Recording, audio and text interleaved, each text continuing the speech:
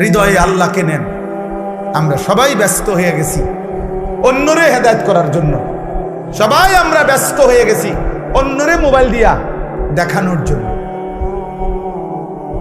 মনে হয় যেন আমি তো হুজুর আল্লাহর রহমতে আমনগো দোয়ায় জুনায়েদ বাগদাদি হয়েই গেছি, এখন আমি চেষ্টা করতে আছি অন্য মানুষেরে আব্দুল কাদের জিলানী বানাইতে। আমাদের ভাবটা এমন হয়ে গেছে, আমরা বেশি আত্মবোলা, আপন ভোলা, আপন ভোলা। আমি এখনো এই ছেলেদেরকে বলছি যে আব্বা তোমরা বলো, এশার নামাজ যখন চলতেছে, আমি যখন গেছি মসজিদে, আমার ডানে বামে আমি যে কয়জনরে দেখছি আমি ডাইকা মসজিদে পাঠাইছি। আমি তো তোমরা আয়োজক, তোমরা তোমাদের এই ছেলেগুলোরে ডাকছিলেন এশার নামাজের জন্য, মাগরিবের নামাজের জন্য ডাকছিলেন, ফজরের নামাজের জন্য ডাকছিলানি কোনোদিন? তাহলে কেউ যদি কাউকে আল্লাহর দিকে না ডাকে, একজন বক্তা বুঝি কুমিল্লার থেকে আইসা, ঢাকা সিটাং থেকে আইসা বুঝি সবাই রে জুনায়েদ বাগদাদি বানায় ফেলবে? এটা কি তাবিজ? এটা কি ফু? হ্যাঁ, যে আমি আপনাদের ফু দিয়ে দিলাম, আপনারা এখন একটা ফু দেব, আপনারা দেখবেন সাথে সাথে আপনারা সবাই হয়ে গেছেন বাইজিদ বুস্তামিয়া জুনায়েদ বাগদাদি। এটা এমন? এটা কি ম্যাজিক? এটা সার্কাস? এখানে আমাদের মেহনত চাই, আমাদের সম্মিলিত উদ্যোগ চাই, আমাদের সকলের আন্তরিক প্রচেষ্টা লাগবে ভাইয়া। আলহামদুলিল্লাহ, এটা এখন সুখের খবর, সফলতা, সুখবর এটা যে সারা বাংলাদেশে এখন পিচ্ছি পিচ্ছি ছেলেরা, সারা বাংলাদেশে আলহামদুলিল্লাহ। এটা বৃষ্টি আসার আগে ঠান্ডা বাতাস বয়, এটা নিয়ম। বৃষ্টির আগের বাতাস সবাই টের পায়, বুঝে। বৃষ্টির আগের বাতাসটাই ভিন্ন রকম হয়, বাতাসটা এত ঠান্ডা যে বাতাস এটা গায়ে লাগলেই মানুষ বুঝে বৃষ্টি আসতেছে। ঠিক তেমনি ভাবে সারা বাংলাদেশে তো আমরা আলহামদুলিল্লাহ দৌড়াই। আমরা দেখি এখন ক্লাস 6-এ পড়ে, 7-এ পড়ে, 8-এ পড়ে, এমন ছোট ছোট বাচ্চারাও আল্লাহর কোরআনের মাহফিল, দ্বীনি মাহফিল, এরকম নওজোয়ানরা, ছোট ছোট কিশোর বাচ্চারা মাহফিলের আয়োজন, দ্বীনি মজমার আয়োজন করতেছে। ইনশাআল্লাহ এটা বোঝা যায় যে ঠান্ডা বাতাস বইতেছে, আগামী দিনে ইসলামের পতাকা পৃথিবীময় উড়বে ইনশাআল্লাহ। সমাজ উল্লেখযোগ্য পরিবর্তন হবে। আমি বললাম একদিন পৃথিবীতে ইসলামের যখন চূড়ান্ত বিজয় ছিল, তখন দুষ্ট চরিত্রের মানুষকে মানুষ অবজ্ঞার দৃষ্টিতে দেখত। আজ যখন গুনার মাত্রা বেড়ে গেছে, তখন আপনাদের চোখে হুজুর আর মোল্লা এখন আপনাদের কাছে দুর্বল মনে হয়। কিন্তু একদিন ইনশাআল্লাহ মালিক যখন চাইবে অবস্থার পরিবর্তন হবে, তখন আমি বললাম প্রত্যেক সমাজে, মনে রাখো ছেলেরা, তোমরা যারা চরিত্রহীন, বেনামাজি, মদখোর, নেশাখোর, গাঁজাখোর, ফুট্টাখোর, বাবাখোর, ইয়াবাখোর, সুদখোর, হারামখোর, কিস্তিখোর, লোকে তোদেরকে দেখলে থুতু মারবে, থুতু মারবে, থুতু মারবে। মনে রাখি, লোকে তোদেরকে দেখলে থু দিবে, থুতু মারবে ইনশাআল্লাহ। মনে রাখিস, আমি বললাম, বলবে ওই দেখ হারামখোর, বলবে ওই দেখ সুদখোর, বলবে ওই দেখ ফুট্টাখোর, বাবাখোর, দেখ। এইভাবে ইশারা দিয়ে দেখা, ইনশাআল্লাহ পরিবর্তন স্পষ্ট বুঝাই যাচ্ছে, স্পষ্ট বুঝো। এখানেও এসে এরা দেখ একসাথে হয়েছে যারা, সব ছোট ছোট ছেলে, মাশাআল্লাহ, ছোট ছোট ছেলে ফিকির করছে, মাহফিলের আয়োজন করছে। এটা পরিবর্তনের সম্ভাবনা, একদিনে সব বদলে যাবে। তাহলে নবী সাল্লাল্লাহু আলাইহি সাল্লামের মতো শ্রেষ্ঠতম নবীও 23 বছর মেহনত করতে হতো না। বুঝেন নাই কথাটা? এই জন্য আমি সমস্ত ছেলেদেরকে, তোমাদেরকে বলতেছি, বাবা অচিরেই দেখবা তোমরা, আমি বললাম অতিলকাল আইয়ামু নুদাভিলুহা বাইনান নাস, কোরআন শরীফে আছে, আল্লাহ বলছেন আমি মানুষের অবস্থা দিন বদলাই, আমি আল্লাহ সময় বদলাই, সময় বদলাই। কোরআন শরীফে আছে সূরা হুদের মধ্যে আল্লাহ বলেন আমি কখনো বান্দাকে কষ্ট আর মুসিবতের পরে সুখ এনে দেই। আবার আল্লাহই বলছে আমি কখনো বান্দাকে সুখ আর আনন্দ আর ফুর্তির পরে দুঃখ এনে দিই, দুঃখ এনে দিই। হ্যাঁ, আমি আল্লাহ এনে দেই, অবস্থার পরিবর্তন করি। সুখের দুনিয়া কখনো দুঃখে ভরে যায়, দুঃখের দুনিয়া কখনো সুখে ভরে যায়। আনন্দ মুখর মানুষ হয়তো কখনো অজরে চোখের পানি ফেলে, আবার কাঁদতেছিল বান্দা হয়তো, আবার কখনো আনন্দে হাসে। আল্লাহ বলেন আমি সময় বদলাই, আমি ঋতু বদলাই, আমি সময় বদলাই। একবার রাত আনি আবার দিন আনি, একবার আলো আনি আবার অন্ধকার আনি, একবার রোদ আনি আবার বৃষ্টি আনি, একবার সকাল বানাই আবার বিকেল বানাই, একবার দুপুর বানাই আবার রাত্রি বানাই। ঠিক তেমনি ভাবে প্রতি মুহূর্তে যেহেতু আমি আমার এই পৃথিবীতে অবস্থার পরিবর্তন করছি, তাহলে ইমানদার মনে রেখো, ঘাবড়ায়ও না। ইমানের বিজয়, কালেমার বিজয়, ইসলামের বিজয়, আল্লাহর দ্বীনের সম্মান, ওলামা, দ্বীনওয়ালা, কোরআনওয়ালা, সেজদাওয়ালাদের সম্মানের দিনও খুব কাছায় গেছে ইনশাআল্লাহ। গুনাহ ইজ্জত দেয় না, গুনাহ সম্মান দেয় না। তোমরা যারা ইনসাফ যদি থাকে, বিবেক যদি থাকে, আব্বা একটা ছেলেকে বলি, তোমরা যারা নামাজ পড়ো না, আল্লাহর সাক্ষী রেখা যদি এখানে আইসা দাঁড়ায়া বলো তোমার বিবেক কি বলে, এই সমাজের মানুষ তোমারে কি মনে করে? তোমরা যারা চুল মুশরিক বেঈমানের মতো, একটা ছেলে এখানে আইসা দাঁড়াও, এখানে ক্যামেরা হইতেছে, তোমরা ইয়া কও যে এই সমাজের মানুষ তোমাকে কি মনে করে, তোমার বিবেক কি বলে? তোমরা যারা নারী দেখো, ছবি দেখো, অশ্লীল দৃশ্য দেখো, উলঙ্গ নাচ গান নর্তকীর ছবি দেখো, তোমার মতো হাইওয়ানকে, তোমার মতো মানুষরূপী পশুকে এই সমাজের মানুষ কি ভাবে? চলো এখন ইয়া হোক, এখানে তো মানুষ আছে, তুমি জিজ্ঞাও আইও একজন যে ভাই আমি 5 ওয়াক্ত নামাজের একটা সেজদা আজকের দিনে দেই নাই, আপনাদের বিবেচনা কেমন আমারে মনে হয়? তো তুমি এসে দাঁড়ায় কও, যদি সুযোগ থাকতো, মুক্ত অনুমতি থাকতো, তো সবাই তোমার একটা একটা জুতা দিয়ে বাড়ি দিল।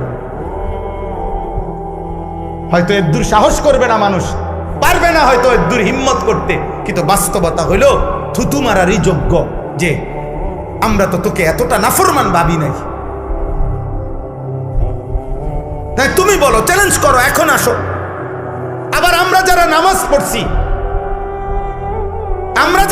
পড়ছি তো আমরাও বলি যে আমরা আজকে ফজর থেকে এশা পর্যন্ত খোদার কসম 5 ওয়াক্ত নামাজ মসজিদের জামাতে পড়ছি। আমি বললাম, তো এবার মানুষ তুমি জিজ্ঞাসা করো যে উনার ব্যাপারে আপনাদের মন্তব্য কি, আর যে নামাজ পড়ে নাই 5 ওয়াক্ত তার ব্যাপারে মানুষের মন্তব্য কি? মুক্ত মঞ্চে সবার সামনে দেখা যাক। কথা বুঝেন নাই? এখানে দেখা হোক। অতএব দোস্ত, এটাই কথা, ঈদ পরবর্তী কথা এটাই। কোরবানির ঈদ বলি আর রোজার ঈদ বলি, রমজান বলি আর হজ বলি, নামাজ বলি আর সেজদা বলি, সমস্ত ইবাদতের টার্গেট আমার জীবনে যেন তাকওয়া আসে। আমার জীবনে যেন কি আসে? তাকওয়া। গুনাহমুক্ত জীবন, আল্লাহকে ভালোবাসা, গুনাহকে বর্জন করা। ওয়ালা তামুতুন্না ইল্লা ওয়া আনতুম মুসলিমুন। আল্লাহ তাআলা বলেন, আমার বান্দা পূর্ণ মুসলিম না হয়ে, আমার আনুগত্য পুরা না করে মৃত্যুবরণ করো না, কবরে আইসো না। কবরে আসবার আগে একবার না 50 বার, 50 বার না 500 বার মিলাইয়া আসো যে আল্লাহর আনুগত্য পুরা করেছি কিনা। আল্লাহ বলেন হিসাব মিলে আসো। আমরা অনেকেরে আছে পুরুষ মানুষ, আমাদের মহিলারা বাজারের লিস্টি দেয়, দেখবেন মাসিক বাজারের মুদি মালের পেঁয়াজ 10 কেজি, রসুন 3 কেজি এমনি লেখা দেয় না? তাহলে আমাদের নিয়ম কি? আমরা যে কোনো পুরুষ, আমরা যারা বাজার করি এরকম লিস্টি চাইয়া, তো আমরা বাজারে থাকতে বারবারই একটু পর পর আমি যেটা করি যে আমার এই লিস্টি দিলে আমি মাল কিনি, এদিক দিয়ে দাগ দেই, দিয়া আবার দেখি কোনোটা বাদ আছে কিনা, শ্রোতা এটার লগে মিলাইয়া তারপরে খরচ শেষ করি। যেই দোকানদারে মালটা দেয়, যেই মুদি দোকানদার যার কাছে আমরা লেখাইছি, শ্রোতা লেখায়, মানে এটার মধ্যে ওইও যখন এই বস্তার মধ্যে বইরা মালটা দেয়, সবটি মাইপা সারলে ওই এটার লগে মিলাই কিনা বলে, এমনি এমনি কোনা দিয়ে দেয়, দাগ দেয় না, দাগ দিয়ে দিয়া হয়ে বস্তার মধ্যে মালটা বুঝাই দিয়া, এই যে মাল 13টা, এখানে দিছি 13টা, হুজুর এত দাম নেন। তাহলে আল্লাহ তাআলা বলেন, ওয়ালা তামুতুন্না ইল্লা ওয়া আনতুম মুসলিমুন।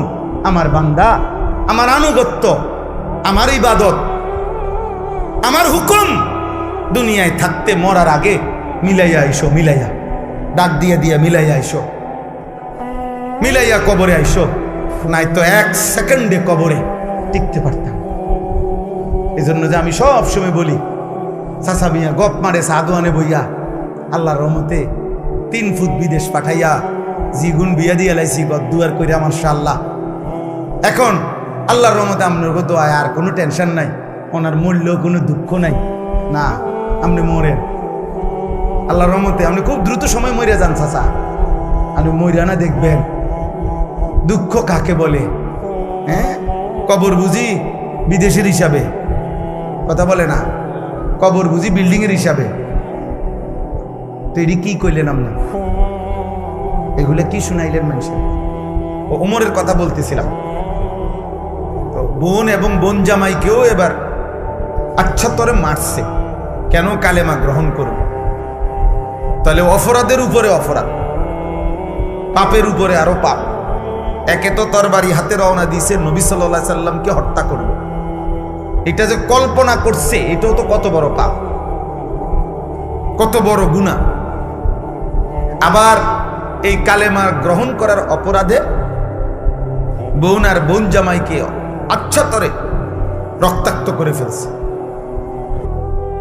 কিন্তু ওমর একটা কাজ করে ফেলছে, অল্প একটু কাজ। সেটা হলো যখন রাগ থামছে, মারতে মারতে বল ফিরে গেছে, তখন ওমর রাদিয়াল্লাহু তাআলা আনহু ওনার বোনকে, বোন জামাইকে বলছে একটা কথা, যে তোমরা কি পড়তেছিলা সে শোনাও। আমি যখন ঢুকতেছি তখন শুনতেছিলাম তোমরা কি যেন পড়তেছিলা, এগুলা কি পড়তেছিলা ওটা কও। এই আরশ আজিমের মালিক আল্লাহ তাআলা বলে, বান্দা ওমর এটুকু আগ্রহ দেখাইছো আমার কোরআন শুনবার জন্য, যা হেদায়েত দিয়ে দে। সুবহানাল্লাহ। এরপরেই আল্লাহর কোরআন শুনছে এবং কিছুক্ষণের মধ্যেই নবীজির কাছে গিয়ে এই কোরআন শুনে কালেমা পড়ে মুসলমান হয়ে গেছে। তাহলে একটু আগ্রহ দেখাইছে, ফাঁকি দিয়া এতক্ষণ তো যা করছে সব উল্টা পাল্টাই করতেছিল, কিন্তু এখানে এসে একটু আগ্রহ দেখাইছে যে কি পড়তেছিলি তোরা সেটা শোনা। আল্লাহ তাআলার এটুকুই ভাল লাগছে। তো আল্লাহ তাআলা এটুকু আগ্রহের বিনিময়ে এত বড় গুনাহ করতে রওনা দিছে, হত্যা করবে নবীকে, নাউজুবিল্লাহ। এত বড় পাপের সংকল্প করে যে রওনা দিছে এবং এখনো বোন আর বোন জামাইকে এভাবে মারছে, অন্যায় করছে, কিন্তু ওই যে বললাম একটু আগ্রহ দেখাইছে, আল্লাহর কথা শুনতে চাইছে, আল্লাহ তাআলা এর বরকতেই হেদায়েত দিয়ে দিয়েছে। সূরা তাহা কোরআনের একটা সূরা আছে, ওই সূরার কিছু অংশ তেলাওয়াত করছে। ওমর রাদিয়াল্লাহু তাআলা আনহু বলছে, থামো, আর লাগবে না, যা বুঝার আমি বুঝেছি, চলো মুহাম্মদের কাছেই যাই। তো বোন আর বোন জামাই বলছে, কেন যাইবা? বলছে, আর গর্দান নিতে না, এবার আমার গর্দানই মুহাম্মদের কদমে দিয়ে। এরপরে কালেমা পড়ে মুসলমান হয়েছে। কোরআনুল কারীমের মধ্যে সূরা হুদের মধ্যে আছে, মক্কার কাফেররা নবীজিকে বলতো, মুহাম্মদ তুমি যে আমাদেরকে কালেমার দাওয়াত দিচ্ছ আমরা মেনে নিতাম যদি তোমার কাছে বিপুল পরিমাণ অর্থ ভান্ডার থাকতো, বিপুল পরিমাণ টাকা পয়সা ধন ভান্ডার যদি থাকতো তাইলে আমরা তোমাকে গ্রহণ করতাম। কারণ তখন তো একটা লাভের সম্ভাবনা আছিল যে তোমার দলভুক্ত হইলে অনেক কিছু টাকা পয়সা খাদ্য খাবার বরাদ্দ পাওয়া যাবে। মানুষ নেতার পিছে ঘুরে উপাস থাকার জন্য, ঠিক না? নেতার পিছনে ঘুরে কেন? উপাস থাকার জন্য, খাওয়া চুরি, যত রকমের ডাইন বাম নয় ছয় পাওয়া যায়, এই সমস্ত ভোগ করার জন্য এটাই পিছনে পিছনে ঘুরার মাকসাদ। ইল্লা মাশাআল্লাহ, হ্যাঁ যদি কেউ ভিন্ন থাকে, থাকতেই পারে, লাখের মধ্যে, হাজারের মধ্যে, কোটির মধ্যে ভিন্ন কেউ উত্তম, সব জায়গায় সব ক্ষেত্রেই আছে ছিল, থাকবে। তো এরাও বলতে লাগলো যে তোমার দলভুক্ত হইতাম, তবে যদি তোমার কাছে ধনভাণ্ডার থাকতো। কিন্তু তোমার তো তেমন কিছু নাই। মক্কায় তো আমরা চিনি তোমার বাপও নাই, মাও নাই। তুমি যে এই চাচা আবু তালেবের ঘরে লালিত পালিত, উনিও দুর্বল মানুষ আর্থিকভাবে। তাহলে কি বুঝছে তোমারে অনুসরণ করব? 2 নাম্বার, মক্কার কাফেররা বলতো, দ্বিতীয়ত আমরা তোমাকে অনুসরণ করতাম যদি দেখতাম তোমার সাথে আল্লাহর পক্ষ থেকে সরাসরি ফেরেশতা তোমার সাথে থাইকা মুখামুখি আমগরে বলতেছে যে হ্যাঁ আল্লাহর নবী, আমি ফেরেশতা বলতেছি। এরকমও যদি আমরা ডাইরেক্ট দেখতাম ফেরেশতা বলতেছে তোমার পক্ষে, তাইলেও অনুসরণ করতাম। কিন্তু এইটাও তো দেখি না, সম্পদও নাই, আবার কোনো ফেরেশতাও তোমার সাথে নাই, দেখি না আমরা। তো আমরা কি বুঝে তোমার অনুসরণ করতাম? কুরআনুল কারীমের মধ্যে আছে, আল্লাহ তাআলা নবীকে বলছে, বন্ধু এমন কথার পরেও আপনি সামান্যতম ঘাবড়াবেন না, আপনি অস্থির হইয়েন না, বরং আপনি মনে রাখবেন শুধু ইন্নামা আনতা মুনদির, আপনি হচ্ছেন আল্লাহর দিকে ভয় প্রদর্শনকারী। আপনি ইন্নামা আনতা নাযীর, আপনি ভয় প্রদর্শনকারী।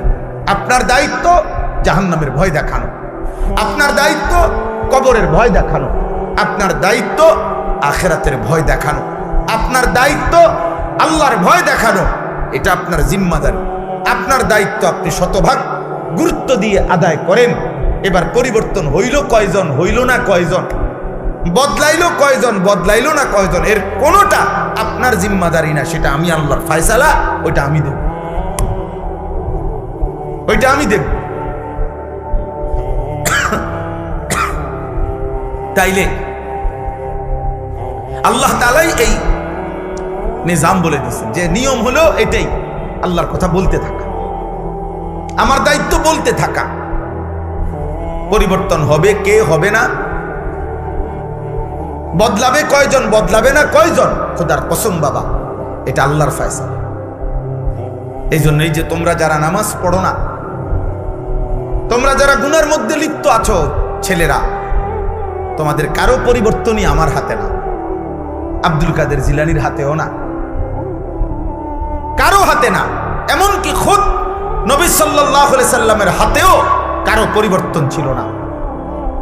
সমস্ত সিদ্ধান্ত একক একজনই, শুধু আল্লাহর হাতে। শুধু কার হাতে? যার কারণে আমাদের নবী সাল্লাল্লাহু আলাইহি সাল্লামের বলা দাওয়াতে কেউ কালেমা পড়ছে, আবার নবীজির দাওয়াতেও কেউ কালেমা প্রত্যাখ্যান করছে, প্রত্যাখ্যান করছে, গ্রহণ করে না। কেউ এক কথাতেই কালেমা পড়ছে, আবু বকর সিদ্দিক রাদিয়াল্লাহু তাআলা আনহুকে প্রথম যখন দাওয়াত দিছে নবীজি, প্রথম কথাতেই আবু বকর কালেমা পড়ে মুসলমান হয়েছে। মানে 2 কথা কোন লাগছে না। আবার কাউকে 23 বছর পুরা বুঝাইছে, নবীজি সাল্লাল্লাহু আলাইহি সাল্লামের ইন্তেকাল পর্যন্ত 23 বছরেও ওই নাফরমান কালেমা গ্রহণ করে, বরং 23 বছরে বিরোধিতা করে গেছে।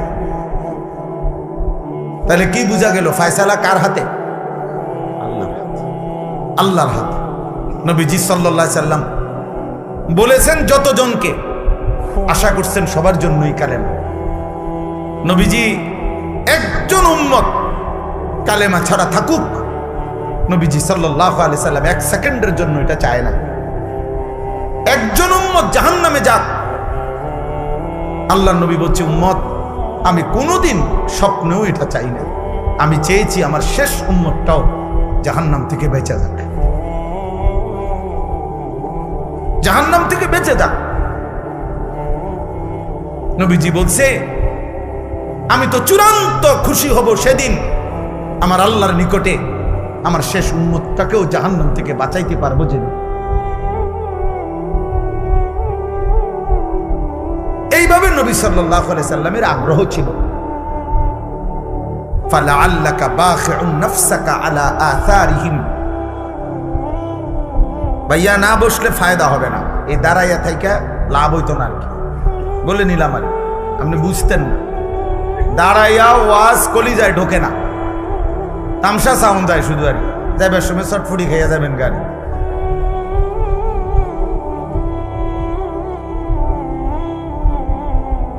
অল্প শুনে এই তো ওয়াজ শেষ, এরপরে আর বয়ান করবে না কেউ, তাইলে তার মানে আধা ঘন্টা 40 মিনিট সর্বোচ্চ, এরপরে আমি এমনি শেষ করে দেবো ইনশাআল্লাহ। অতএব তোমরা ছেলেদেরকেও বলি বাবা। তাহলে আমার কথা এটা, নবীজিকে আল্লাহ বলছে বন্ধু ফালাআল্লাকা বাখিউন নাফসাক, মানুষগুলো ঈমান আনতেছে না, পরিবর্তন হচ্ছে না, গুনাহ ছাড়তেছে না, আল্লাহর নাফরমানি ছাড়তেছে না, এই অস্থিরতা পেরেশানিতে আপনি কি মরে যাবেন নাকি? মানে নবীজির অস্থিরতা এত বেশি ছিল যে খুদ আল্লাহ তাআলা নবীজিকে সান্ত্বনা দিছে, বন্ধু আহার একটু থামেন, একটু বিশ্রাম করেন, আপনি তো দেখতেছি মরে না যাবেন। বলতে বলতে কানতে কানতে উম্মতের জন্য নবীজির কান্না আল্লাহ থামাইছে, নবীজির পেরেশানি আল্লাহ থামাইছে, নবীজির অস্থিরতা মহান আল্লাহ তাআলা থামাইছে। কোরআনে আছে আল্লাহ তাআলা বলছে ফাইন্নাল্লাহা ইউযিল্লু মান ইয়াশা ওয়া ইয়াহদি মান ইয়াশা ফালা তাযহাব নাফসুকা আলাইহিম হাসারাত। দোস্ত এদিক সেদিক তাকায়েন না, শ্রোতা আসলে আরো ছেলেরা আসবে, কেউ বসবে, প্রত্যেকের যদি আমনে চোখে তাকায়া দেখতে হয় বুঝতেন না। এখানে আসুক হাতি আসুক নইলে মানুষ আসুক, বুঝেন না কথাটা? যেই আসুক উনি ওর মতো আসুক, মানুষ হোক আর হাতি হোক, এটা দেখার কিছু নেই। মনোযোগ চাই, আমি তো এটাই বুঝাইতে চাইতেছি। মনোযোগ জরুরি, আগ্রহ জরুরি, আল্লাহর কথার প্রতি আগ্রহ জরুরি। সাহাবায়ে কেরাম বলেন আমরা যখন নবীজির কথা শুনতাম মনে হইতো যেন আমরা গাছের ডাল, এরকম মজবুত মোটা ডাল, যে ডাল নড়ে না এক সেকেন্ডও, এরকম গাছের ডালের মতো স্থির হয়ে থাকতাম। মনে হইতো যেন আমাদের মাথার উপরে আইসা পাখি বসছে, পাখি একবার নড়েও না, কারণ আমরা তো মাথা নাড়াইতাম না, কাঁধ নাড়াইতাম না, এমন স্থির থাকতাম। সাহাবী বলছে আমরা মনে হইতো যেন নবীজির সামনে এভাবে বসতাম কখনো কখনো বয়ান শুনতে, যে মনে হইতো যেন আমাদের মাথাটা কাইটা আলগা করে রাখছে, কারণ শরীরের সাথে থাকলে না মাথা নাড়াইতো, মাথাই যেন ভিন্ন, অর্থাৎ এত স্থির। এভাবে বর্ণনা করছে ওনারা। এই প্রচন্ড পরিমাণ আগ্রহ, এর কারণে আল্লাহ তাআলা ওনাদের জিন্দেগি পরিবর্তন করছেন এবং ওনাদের দ্বারাই আল্লাহ তাআলা বিশ্বময় ইসলামের খেদমত দিয়েছেন। আমরা তো অধিকাংশ মুসলমান আব্বা নিজের এই পেট পিঠ, নিজের এই ছোট্ট একটু শরীর, এটুকুর সাজসজ্জা, এটুকু শরীরের আরাম আয়েশ ভোগ বিলাসিতা, এই পেশাব পায়খানা আর এই পেটের চাহিদা আর লজ্জাস্থানের চাহিদা, আহা বহু নিকৃষ্ট মানুষের জিন্দেগির 24 ঘন্টা হয় পেটের চাহিদা নয় লজ্জাস্থানের চাহিদা। এই দুই চাহিদার জন্যই জীবন শেষ, রাত শেষ হয়, দিন শেষ হয়, মাস যায়, সপ্তাহ যায়, আল্লাহ কোথায়, নবী কোথায়, ইসলাম কোথায়, দিন কোথায়, ধর্ম কোথায়, আখেরাত কোথায়, কিচ্ছুর কোনো দাঁড় দাঁড়ে না।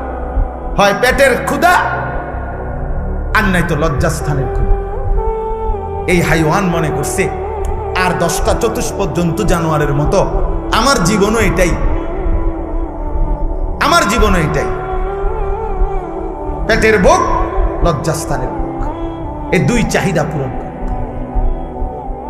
দিনভর হয়তো খায় নয়তো মোবাইল দেখে, খাইলে পেট ভরে আর মোবাইল দেখলে লজ্জা, নারীর চাহিদা, লজ্জাস্থানের চাহিদার জন্য অশ্লীল ছবি, উলঙ্গ দৃশ্য, জিনা ব্যভিচারের দৃশ্য, এই দেখে। মানে হাইওয়ান শুধু এই দুই জিনিসের পিছনেই জিন্দেগি শেষ,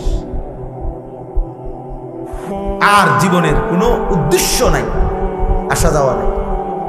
কিন্তু সত্যিকার মোমেন যে, তার কলিজায় সারাক্ষণ আখেরাতই থাকে, তার ফিকির আখেরাত, তার ফিকির আখেরাত। হাদিসের মধ্যে আছে সাহাবায়ে কেরাম বলতেন নবীজিকে দেখলেই মনে হইতো সারাক্ষণ কি যেন ভাবতেছে। নবীজির চেহারা মুবারকের দিকে তাকাইলেই মনে হতো মুতাওয়াসিল আল আহজান দাইমাল ফিকর, সারাক্ষণ তিনি চিন্তাই করছেন, ফিকিরই করছেন কিভাবে আমার একটা একটা উম্মতকে জাহান্নাম থেকে বাঁচাবো। আর কেমনে বললে, আর কি বললে, আর কিভাবে বললে, আর কতভাবে বললে, আর কি কি উদ্যোগ নিলে আমার উম্মত জাহান্নাম থেকে বাঁচবে, নামাজ পড়বে, আল্লাহ চিনবে। এই ফিকিরই সারাক্ষণ নবীজি সাল্লাল্লাহু আলাইহি সাল্লাম করতেন, এই ফিকিরই করতেন। একজন বাবার এটাই উচিত, একজন মার এটাই উচিত, একজন মানব দরদি সমাজ সেবক তার মূল দায়িত্ব এটাই ভাবনা যে মানুষ কেমনে জাহান্নাম থেকে বাঁচবে, মানুষ কেমনে আল্লাহর কাছ থেকে হাসরের ময়দানে জাহান্নাম থেকে বাঁচবে, কেমন কবরের আযাব থেকে বাঁচবে কেমন। সত্যিকার মুমিন মুসলমানের স্ত্রী বলেন, ছেলে বলেন, মেয়ে বলেন, দেশ বলেন, পাড়া বলেন, মহল্লা বলেন, একজন ইমানদার মুসলমানের মূল ফিকির নিজের এবং প্রতিটা মানুষের জাহান্নাম থেকে বাঁচানোর ফিকির। ইন্নামা আনতা নাযীর, নবীজিকে আল্লাহ এটাই বলছে, ঘাবড়াবেন না। আপনার সম্পদ না থাকুক, আপনার সাথে প্রকাশ্য ফেরেশতা তাদের সাথে কথা না বলুক, ওরা যাই আবদার করুক, আপনি মনে রাখবেন ইন্নামা আনতা নাযীর, আপনি জাহান্নামের ভয় প্রদর্শনকারী, আপনি আল্লাহর ভয় প্রদর্শনকারী, কবরের ভয় প্রদর্শনকারী, আখিরাতের ভয় প্রদর্শনকারী। এটাই আপনার দায়িত্ব, আপনি বলতে থাকেন। আমি এখানে আজকেও আইসা মনে হইল কত বছর হয়, 2006 সাল বা 5 সালে, 2006 সাল হবে খুব সম্ভব, আমি প্রথম আপনাদের এই আলগি গ্রামে আসছি বিল্লালদের বাড়ির মাহফিলে। তাইলে আজকে 2026 সাল, বরাবর 20 বছর, বরাবর 20 বছর। এই 20 বছরের ভিতরে খুব কম বছর বাদ গেছে আমি আসছি না, কমপক্ষে 2-3 বছর মনে হয় না এরকম গ্যাপ গেছে, মনে হয় না। টানা এ কোনো না কোনো পারপাসে, এখানে হোক আর ওই পাড়া হোক আর এই পাড়া হোক, ছেলেরা করুক আর বুড়ারা করুক, হুজুররা করুক আর জওয়ানরা করুক, কোনো না কোনো মাহফিলে আসা যাওয়া ছিল। তাহলে 20 বছর পরেও আজও ওই একই বক্তব্য, একই কথা, যে হুজুর মাদকের বেড়ে গেছে, জুয়া বেড়ে গেছে, অশ্লীলতা বেড়ে গেছে, নেশা বেড়ে গেছে। তার মানে প্রতিনিয়ত এই পাপ, গুনাহ, এই অশ্লীলতা, এই বেহায়াপনা। কারণ আমরা অল্প কয়েকজন মানুষ হয়তো ভাবি মানুষকে গুনাহ থেকে ফেরাবার, আর সংখ্যাগরিষ্ঠ একটি জাতির, একটি দেশের, একটি রাষ্ট্রের, একটি সমাজের সংখ্যাগরিষ্ঠ মানুষ চায় অশ্লীলতা আরো বেড়ে যাক, অসভ্যতা বেড়ে যাক। তাহলে এত বিপুল মানুষ যদি নাফরমানি ছড়িয়ে দেয়, 1-2 মিলে কদ্দুর ঠেকাবে? একটা সাগরের ঢেউ তো 2-4 টুকরি মাটি দিয়া ঠেকানো যায় না। একটা নদীর ঢেউ তো আব্বা 2-4 টুকরি মাটি দিয়া বাদ দেওয়া যায় না, বাদ দেওয়া যায় না। কক্সবাজারের উত্তাল ঢেউ বঙ্গোপসাগরের, এটা আমরা মাটি কাইটা বেড়া দিলে, বাদ দিলে তো আটকাবে না।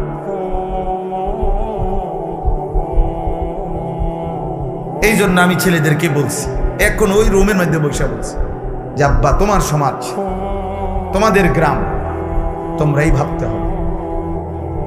আমি আরেক জায়গার থেকে আসছি, আরেক জায়গার থেকে এসে আবার চলে যাব, কিন্তু যার যার সমাজ, যার যার বাবা মা, যার যার সমাজের অভিভাবক, ওনাদেরই দায়িত্ব ওনাদের সমাজের সন্তানদেরকে আল্লাহর দিকে ফিরানো। আলগা হুজুর দিয়া বলাই যাবে 1 ঘন্টা, আধা ঘন্টা, 2 ঘন্টা, কিন্তু পরিবর্তনের জন্য আপনাদের সম্মিলিত উদ্যোগ এবং 2 জন ছেলে, 1 জন ছেলেও যদি থাকো, ছেলেরা তোমাদের মধ্যে কেউ, যে সমাজ মানুষের চুরি, জিনা, মদ, জুয়া, নারী, বেহায়াপনা, অশ্লীলতা দেখে যদি কারো কলিজার মধ্যে ভাবনা আসে, আহা আমার সমাজ কি করছে, তাইলে তোমারই দায়িত্ব তুমি উদ্যোগ নাও, নাই তো পরিবর্তন আসবে না, পরিবর্তন আসবে না। এ মোবাইলে ছবি দিলেন, ফেসবুকে ছবি দিলেন, আমরা মাহফিল করেছি, হুজুর আসছেন, শ্রোতা আসছে, শ্রোতা গেছে, কারো 10টা ছবি, কারো 20টা ছবি মোবাইলে দিয়ে দিছে, এরপরে নতুন ছবি আইসা পিছনের গুলারে ফেলে দিছে। এইগুলার কোনো কিচ্ছু আসে যায় না, কিচ্ছু আসে যায় না।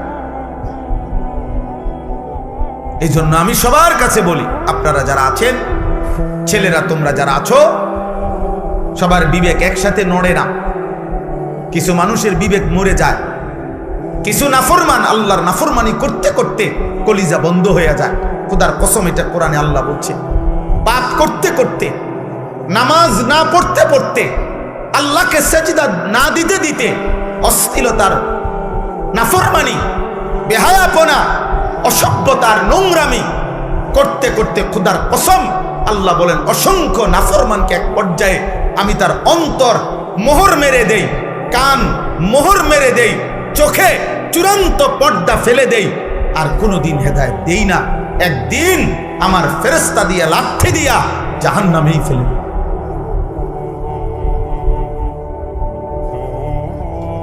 হ্যাঁ,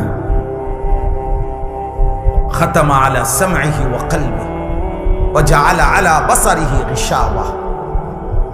গুনাহ এর জন্য লম্বা করতে নাই, পাপকে দীর্ঘ করতে নাই। পাপের দীর্ঘ হইলে, গুনাহ লাগাতার হইলে সবচেয়ে বড় মুসিবত হইল, আর কোনদিন যদি আল্লাহ ফিরার সুযোগ আল্লাহ না দেয়, তো পৃথিবীর সমস্ত পীর বুজুর্গ যদি বাইকটাও কাউরে খাবায়, আর আব্দুল কাদের জিলানীর আব্বাও যদি কবর থেকে আসে, মালিক যদি বলে তোরে আমি হেদায়েত দেব না, তো কায়নাতের সমস্ত পীর বুজুর্গ একসাথে তাসবিহ পড়েও আপনারে আর হেদায়েত দিতে পারবে। আল্লাহ যাকে হেদায়েত দিবে না বলে ফেলে, তাকে আর কায়নাতের কেউ দিতে পারে। যদি পারত, তাহলে রাসূলুল্লাহ সাল্লাল্লাহু আলাইহি সাল্লাম আবু তালেবকে ঈমান দিতে পারতেন, পারতেন কিনা? নবীজি সাল্লাল্লাহু আলাইহি ওয়াসাল্লামের চাইতে প্রিয় আল্লাহর মাখলুকের মধ্যে, আল্লাহর সৃষ্টির মধ্যে, আল্লাহর নিকটে এর চাইতে মাহবুব আর কেউ হইতে পারে? কথা বলে না। আর কেউ হয়েছে? আগামী তো হবে কেউ। সেই তিনি চোখের পানি ফেলে কাঁদতেছে, চোখের পানি ফেলে কাঁদতেছেন। আল্লাহ তাআলা বলছে, না বন্ধু, কাঁদবেন ঠিক আছে, কিন্তু আপনার চাচা আবু তালেবকে আমি ঈমান দেব না। মৃত্যুর মুহূর্ত পর্যন্ত নবীজি চেষ্টা করছে, চাচা কালেমা বলেন, কালেমা বলেন, কালেমা বলেন। কুল লা ইলাহা ইল্লাল্লাহ কালিমাতান আশহাদু লাকা বিহা ইনদাল্লাহ। ওই যে মোবাইল ধরে রাখছে, এই এই বেটা ফালতু মানুষ, সেটা নামান। শোনেন নাই আপনি মোবাইল ধরতে নিষেধ করছি? তো আপনারা কেউ সাথে বললেন না কেন ওনাকে? নিজের জন্য ভাবেন, নিজের জন্য, নিজের কলিজায় আল্লাহকে নেন, হৃদয়ে আল্লাহকে নেন। আমরা সবাই ব্যস্ত হয়ে গেছি অন্যরে হেদায়েত করার জন্য, সবাই আমরা ব্যস্ত হয়ে গেছি অন্যরে মোবাইল দিয়া দেখানোর জন্য। মনে হয় যেন উনি, আমি তো হুজুর আল্লাহর রহমতে আমনগো দোয়ায় জুনায়েদ বাগদাদি হয়েই গেছি, এখন আমি চেষ্টা করতে আছি অন্য মানুষের আব্দুল কাদের জিলানী বানাইতে।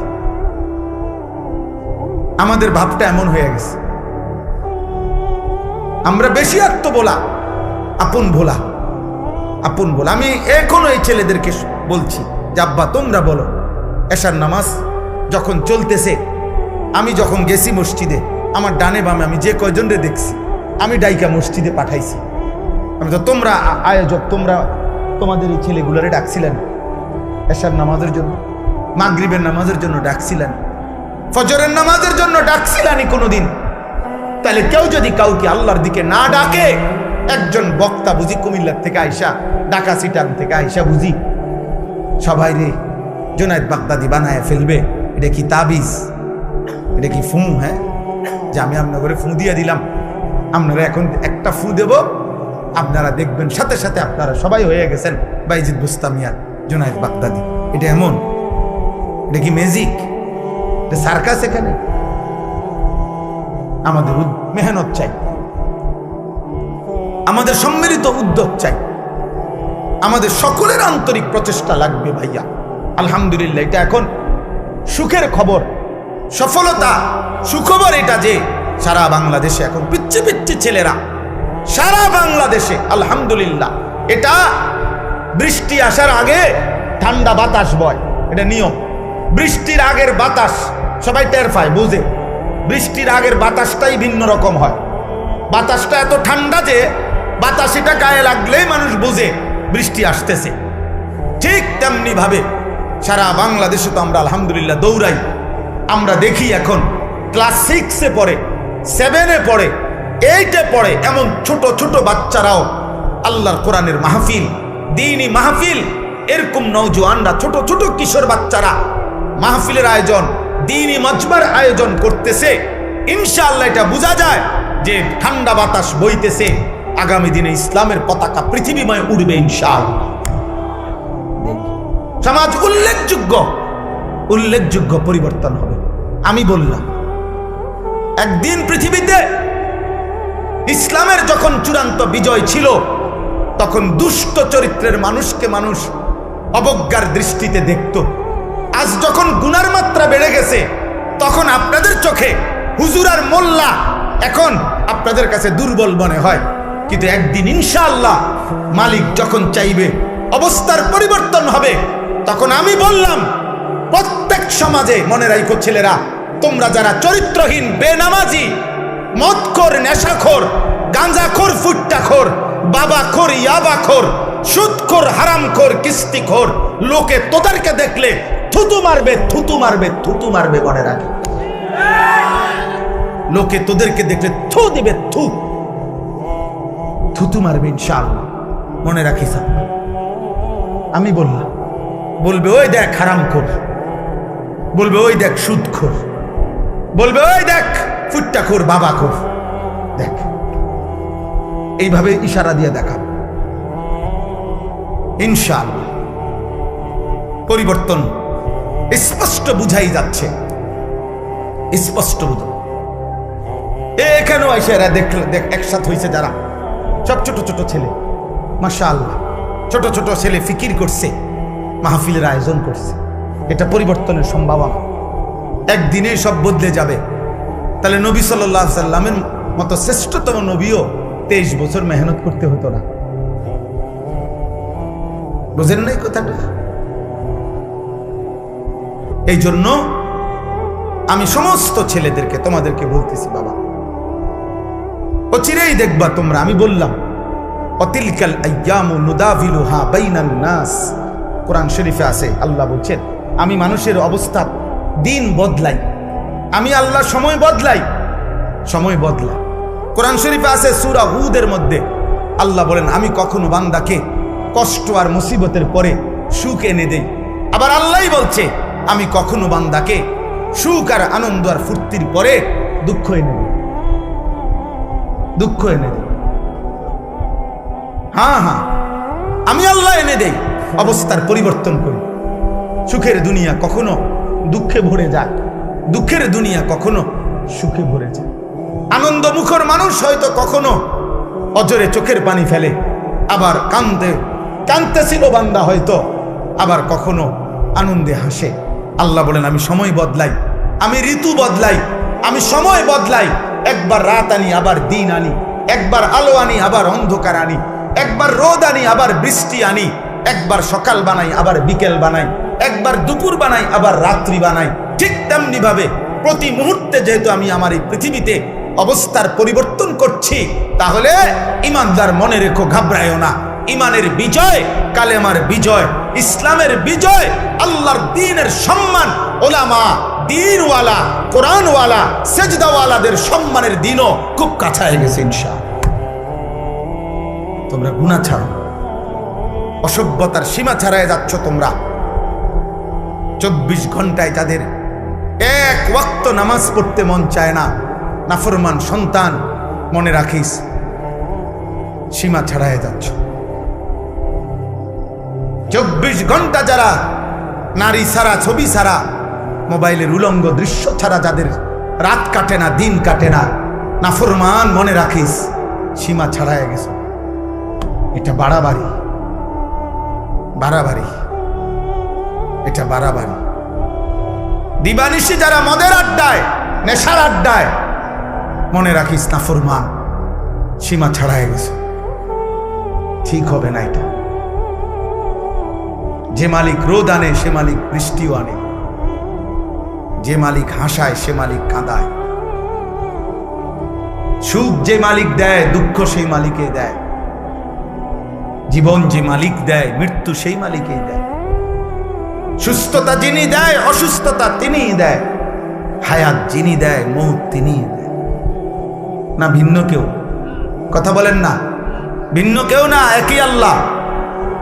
ওয়া আন্নাহু হুয়া আদহাকা ওয়া আবকা। আল্লাহ বলেন আল্লাহই হাসান, আল্লাহই কাঁদা।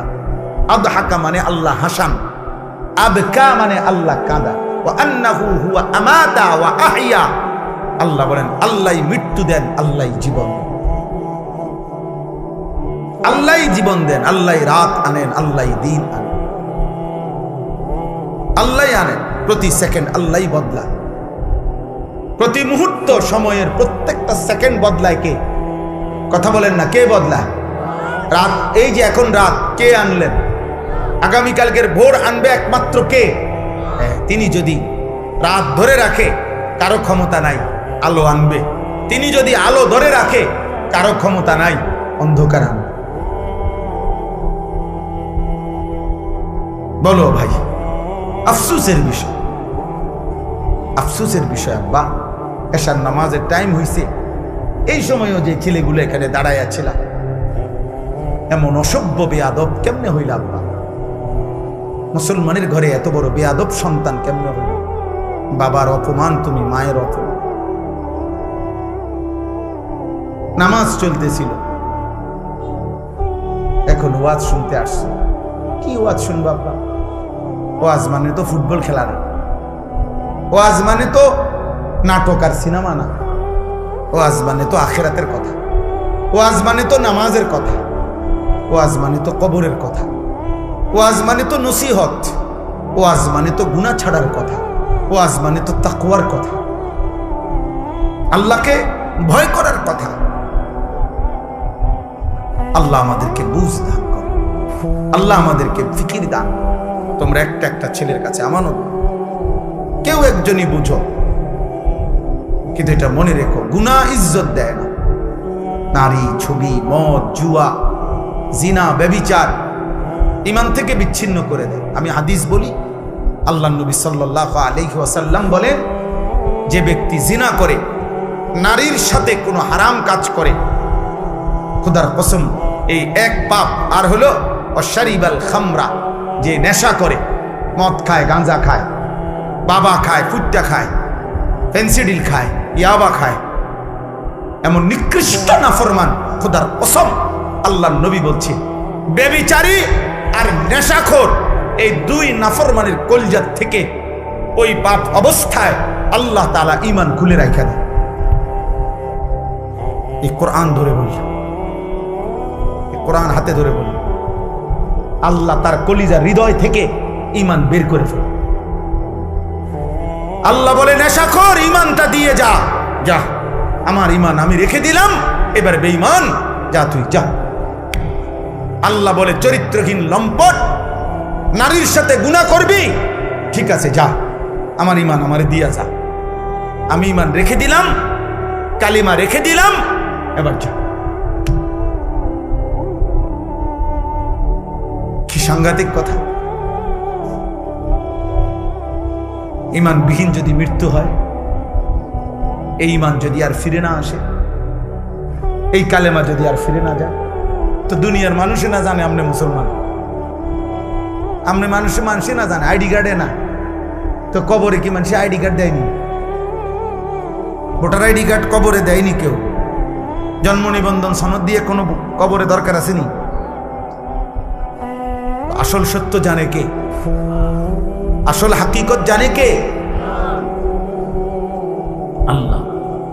এজন্য কোরআনুল কারীমে আল্লাহ বলছে, বান্দা কোরবানি তো করছো সবাই, কিন্তু আসমানে পৌঁছে কোনটা সেটা তো আমি আল্লাহ তাআলা বলে দিয়েছি, ওয়ালাকিন ইয়ানালুহুত তাকওয়া মিনকুম। তাকওয়া গুনাহমুক্ত জীবন। কোরবানির প্রত্যেকটা শুরু থেকে শেষ পর্যন্ত গুনাহমুক্ত জিন্দেগি যার, গুনাহমুক্ত তাকওয়া, আসমানে পৌঁছবে কেবল তা। বাকিগুলো জমিনের কোরবানি জমিনেই থাকে। কোরবানি তো করছিল হাবিলও, কোরবানি তো করছে কাবিলও। পৃথিবীর আশ্চর্য গুরুত্বপূর্ণ কথা হলো, সর্বপ্রথম এই পৃথিবীতে দুইটা কোরবানি হয়েছে মাত্র। প্রথম দিন হাবিল আর কাবিল, কোরবানি হয়েছে মাত্র দুইটা। প্রথম দিন, সর্বপ্রথম, সেই প্রথম দিনের দুইটা কোরবানির মধ্যেই আল্লাহ বলছে কোরআনে, ফাতুকুব্বিলা মিন আহাদিহিমা ওয়ালাম ইউতাকাব্বাল মিনাল আখার। একটা কোরবানি কবুল হলো, একটা কোরবানি কবুল হলো না। তাহলে মাত্র কোরবানি হয়েছে দুইটা, ওইখানেই আল্লাহ একটা বাদ করে দিছে। সেই প্রথম দিনে একটা ফেলে দিছে, আল্লাহ বলছে কবুল হয় নাই একটা।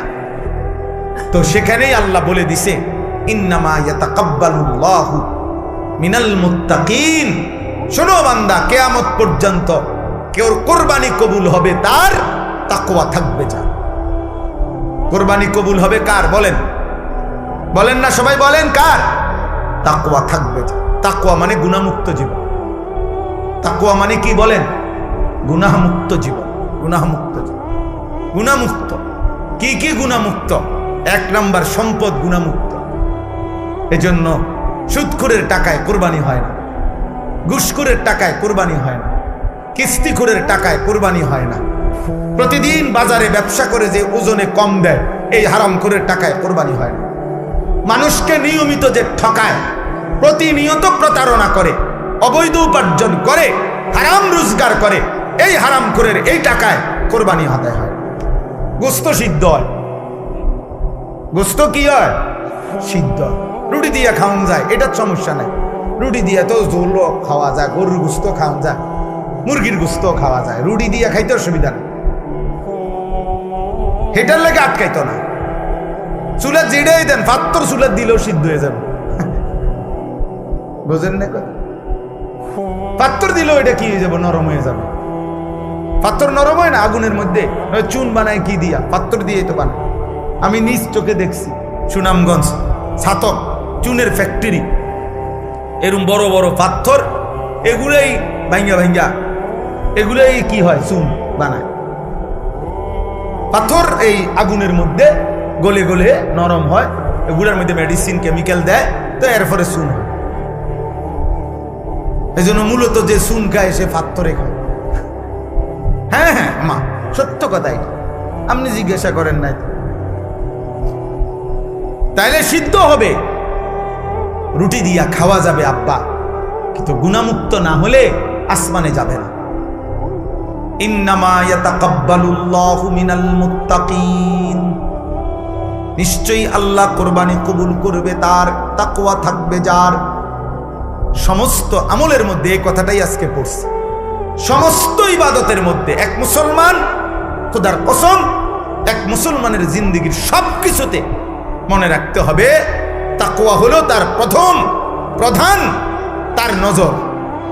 আমি মুসলমান, আমার ওযু, গোসল, নামাজ, রোজা, হজ, যাকাত, ঈদ, কুরবানি, জিকির, তেলাওয়াত, দান, সাদাকা, আমার ঘর, আমার সংসার, আমার বউ, আমার ছেলে মেয়ে, আমার বাজার, আমার ব্যবসা, আমার প্রবাস জীবন, আমার দেশের জীবন, আমার চাকরি, আমার রাজনীতি, আমার সংসার, যা করছি, মুসলমান যদি পরিচয় থাকে তাকে খেয়াল রাখতে হবে গুনাহ যেন না হয়, গুনাহ যেন না হয়, গুনাহ যেন না হয়, গুনাহ যেন। তাকওয়া, এরই নাম তাকওয়া। তাকওয়া শুধু কুরবানিতে না, তাকওয়া নামাজেও, তাকওয়া রোজাতেও, তাকওয়া হজ্জেও, তাকওয়া জিকিরেও, তাকওয়া তেলাওয়াতেও, তাকওয়া কোরআনুল কারীমের তেলাওয়াতেও, তাকওয়া দান সাদকাতেও, তাকওয়া রাজনীতিতেও, তাকওয়া সংসারেও, তাকওয়া স্বামী স্ত্রীর মেলামেশাতেও, তাকওয়া ছেলেপেলের ক্ষেত্রেও, তাকওয়া উপার্জনের সব ক্ষেত্রে, সর্বত্র। যুবক বলো, কিশোর বলো, নারী বলো, পুরুষ বলো, আমি হুজুর, আপনারা পাবলিক, পাবলিক বলেন আর হুজুর বলেন, অলি বলেন আর মুরিদ বলেন, যাই বলেন, মুসলমান মাত্রই জরুরি তাকওয়া, তাকওয়া, তাকওয়া, গুনাহমুক্ত থাকা। আমিও আপনিও, আমিও কি হুজুর ও পাবলিক, বক্তা ও শ্রোতা, ছোট বড় সবাই গুনাহমুক্ত থাকা। প্রিয় ভাই আমার, মুসলমানের সন্তান, তোমাদেরকে অনুরোধ করছি, গুনায় ভরা এই জিন্দেগি কোনো জীবন না, এটা কোনো জীবন না রে আব্বা। নারী, ছবি, মদ, জুয়া, চুরি, ডাকাতি, জিনা, ব্যভিচার, গান, বাদ্য, অশ্লীলতা, সুদ, ঘুষ, কিস্তি, হারাম রোজগার, এটা কোনো মুসলমানের জীবন না। এই জীবন হাইওয়ানের জীবন, এই জীবন পশুর জীবন, এই জীবন চতুষ্পদ জন্তুর জীবন। হ্যাঁ হ্যাঁ, রাগ করলো এটাই কথা, অভিমান করলো এটাই কথা, এটাই সত্য। আল্লাহ কোরআনুল কারীমের মধ্যে বলছে, যে মানুষের অন্তর আমি আল্লাহকে নিয়ে ভাবে না, যে মানুষের কান আমি আল্লাহর কথা শুনে না, যে মানুষের চোখ আমার আয়াত দেখে না, খোদার কসম আল্লাহ বলছে উলাইকা কাল আনআম, এই মানুষগুলো জানোয়ারের মতো। কিসের মতো বলেন না? আল্লাহ কোরআনে বলছে। আপনি কার সাথে রাগ করবেন? আজকে আমি হাদিস পড়ছি বিকাল বেলা বাসায়, আশ্চর্য কথা শুনেন। একটা ছোট্ট বিষয়, আপনি এটারে আপনার কাছে মনে হবে একটা ছোট্ট বিষয়। নামাজি ব্যক্তির সামনে যে সূত্রা দেয়, এটা বুঝেননি আপনারা? মানে নামাজি ব্যক্তির সামনে দিয়ে যাতে কেউ না যায়, কথা বুঝছেন কিনা? এই সামনে একটা ছোট কাঠি কিছু একটা দেয় না মানুষ, এই সূত্রা, এই যে এটা কয় সূত্রা কয় আরবিতে, মানে নামাজি ব্যক্তির সামনে কমপক্ষে সেজদার জায়গাটুকু পার করে একটা কিছু থাকা, যাতে করে এই নামাজির এই সামনে কোনো মুসলমান যাতে কি না যায়। তো নবীজি বলছেন, যদি কোনো ব্যক্তি জানতো যে নামাজি ব্যক্তির সামনে দিয়ে অতিক্রম করা কি পরিমাণ গুনাহ, যদি এটা বুঝতো, তাইলে প্রয়োজনে 40 বছর টানা দাঁড়াইয়া থাকত। এক হাদিস। আরেক হাদিসে আবু হুরায়রার হাদিস হলো যে নবীজি বলছেন, তাহলে সে প্রয়োজনে 100 বছর হইল দাঁড়াইয়া থাকতো, তবু অতিক্রম করত না। এটা হলো একটা কথা। হাদিসের দ্বিতীয় অংশ আরো মারাত্মক।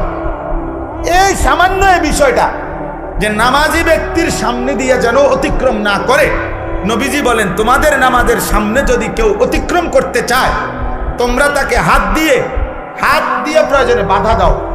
যদি বাধা না মানে, তাহলে তুমি তোমার শক্তি প্রয়োগ করো, মানে হাত জোর করে ধরে রাখো, যেন কোনোভাবে তোমার হাত ধাক্কাইয়া সে যাইতে না পারে। নবীজি বলেন এরপরে শব্দ, ফাইন্নামা হুয়া শাইতানুন, শাইতানুন, খোদার কসম নবী বলে, এর সামনে দিয়ে যে লোকটা চলে যাইতেছে নিশ্চয়ই সে শয়তান। কারে বলছে? এ মানুষ এটারে বলছে এটা শয়তান। কত ছোট্ট বিষয়, বিষয়টা সামান্য কিনা, কিন্তু নবীজি বলছে এটা শয়তান। নামাজি ব্যক্তির সামনে দিয়ে গেল কেন? তাইলে যে রাসূল সাল্লাল্লাহু আলাইহি সাল্লাম নামাজি ব্যক্তির সামনে অতিক্রমকারী ব্যক্তিটাকে আর কোনো পাপ নাই, শুধু বেড়াইন দিয়ে গেছে, আর কথা বোঝেন না? হ্যাঁ, কি চুরি করছে এনে, এরে নবীজি বলছে এটা শয়তান। এখন বাকি নাফরমান যারা নাফরমানি করছে, তাদের পরিচয় কি?